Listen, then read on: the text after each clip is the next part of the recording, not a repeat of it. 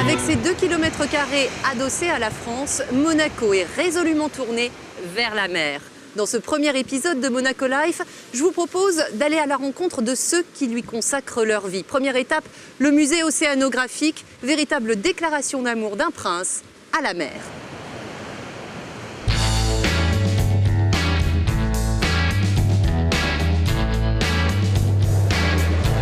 D'architecture classique, l'édifice inauguré en 1910 n'en est pas moins singulier. Lustres, fresques, mosaïques, tout y est un hymne à la vie des océans. Sa raison d'être ? Présenter la faune et la flore ramenée par le prince Albert Ier de 30 années d'expédition des Açores au Spitzberg. C'est à sa première campagne en 1885 que l'on doit notamment le repérage du Gulf Stream. Le travail consistait à envoyer des bouées dans l'Atlantique pour essayer de comprendre et de dessiner ce Gulf Stream.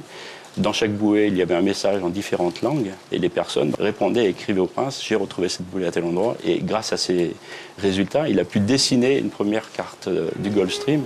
Ces expériences lui sont inspirées par une curiosité insatiable. Moderne, celui que l'on surnomme le prince navigateur ou encore le prince savant est fasciné par le progrès technique. Il dépense des fortunes pour faire construire des navires toujours plus performants, aller toujours plus loin dans les profondeurs et contribuer à la connaissance avec un grand C.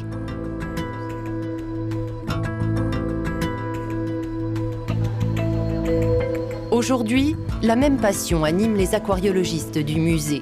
Leur spécialité, la culture des coraux, des animaux de la même branche que les méduses. Donc là, les zones blanches, ça prouve en fait qu'il y a de la croissance. Plus il y a de la croissance, plus cette zone est développée. Il y en a beaucoup dans l'océan Pacifique, tout ce qui est barrière de récif corallien. Quand il se presse, il s'éclate. Oui, on le voit.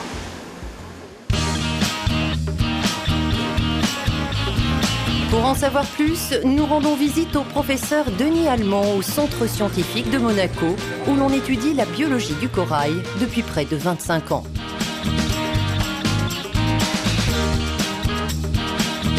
On est encore le seul laboratoire au monde à pouvoir cultiver autant de variétés de coraux dans des conditions contrôlées. On les cultive, mais on en produit également tous les jours de grandes quantités pour pouvoir les étudier de façon expérimentale. Ici, on étudie comment les coraux réagissent à l'acidification des océans provoquée par le réchauffement climatique. On essaie aussi de percer le secret de leur longévité. Les coraux peuvent vivre plusieurs milliers d'années sans montrer de signes réels de vieillissement.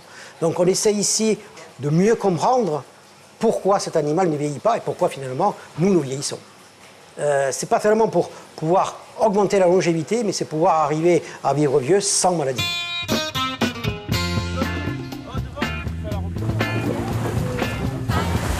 À Monaco, les marins aussi ont leur temple. Bienvenue au Yacht Club, bâtiment emblématique signé Norman Foster et piloté par Bernard d'Alessandri. Navigateur émérite, il est le barreur du vaisseau amiral du club, le voilier centenaire Twiga. Et Twiga en dialecte africain, ça veut dire girafe. C'est quelque chose de très élancé, très long, bateau très sensible et très attachant. Le club se veut également un lieu de rencontre internationale pour les professionnels du yachting. 1200 emplois dépendent de la grande plaisance en principauté dans différents domaines, travaux sous-marins, entretien ou encore prestations de services pour les soirées à bord. Alors, les retombées économiques, c'est difficile de les chiffrer directement. On pense, selon deux sources d'estimation, que ce sont d'environ 600 millions d'euros par an. Donc c'est un chiffre relativement important si on le ramène à la superficie de Monaco. Ici s'achève notre traversée. Dans le deuxième volet de Monaco Life, nous resterons à terre pour parler notamment de Formule E avec le tout premier championnat 100% électrique. Là encore, des passionnés seront au rendez-vous. À très vite sur Euronews.